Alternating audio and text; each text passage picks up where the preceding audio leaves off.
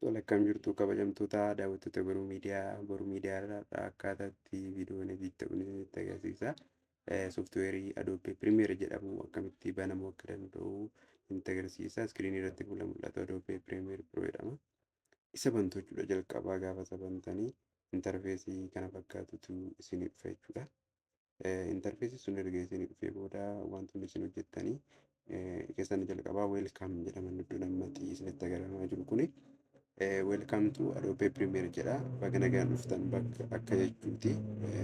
Sana booda reesentiin jira, maqaan namaa jira. Asirratti hojiiwwan kanaan dura hojjetaman waan jiraniif asirra gala waan ta'eef isin immoo gaafa hojjettan irraa isinii gala.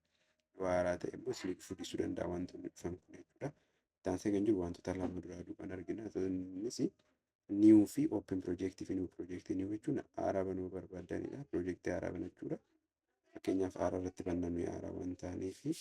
Kanaaf inni jalqaba irratti dhufu maqaa ogeessa tokkootti akka viidiyoo editingii ogeessa tokkootti maqaa barreessina maqaa piroojeektii keenya itti barreessina. Fakkeenyaaf ani diraamaa jedhan barreessas waan barbaadan jettanii barreessuu dandeessu. Maaliif booda akka bakka isaa hin irraanfanneef jechuudha. Piroojeektii neem jedha. Maqaa piroojeektii keenya barreeffama bakka argitanitti taane kan jiru piroojeektii lookeeshiniidha. Bakka itti immoo seevii godhannu kaawwanna jechuudha. Isas lookeeshinii keenya diskitooppii irra ta'uu danda'a.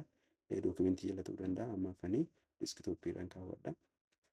Egaa akkasuma booda diskitooppii keenya irratti maqaa itti yaadannu akka irraanfanne akka ogeessa tokkotti kana arreenjii godhachuun ogummaa mataa isaa danda'e qabaachuudha. Sana sirriitti arreenjii godhannee barreeffannee akka booda hin irraanfannetti iddoo isaa akka hin irraanfannetti bakka sana fakkeenyaaf diskitooppii irraa lammeessaa bakka irratti kun akkuma isin argitan seev godhadheera.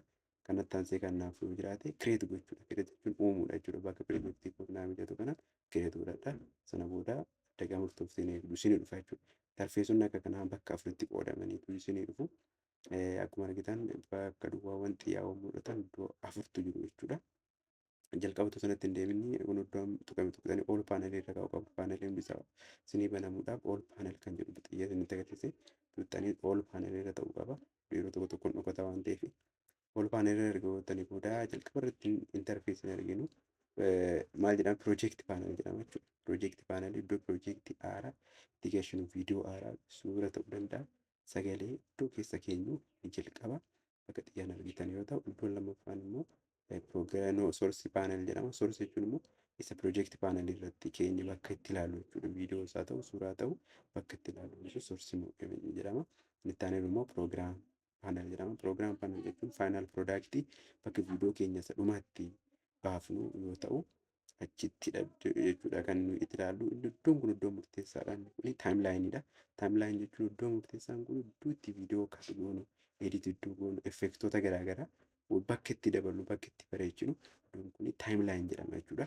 Isa yeroo hafe caalatti isin barsiisa viidiyoo fudhannee akkaataa addaatiin kunnee viidiyoo ni hojjenna.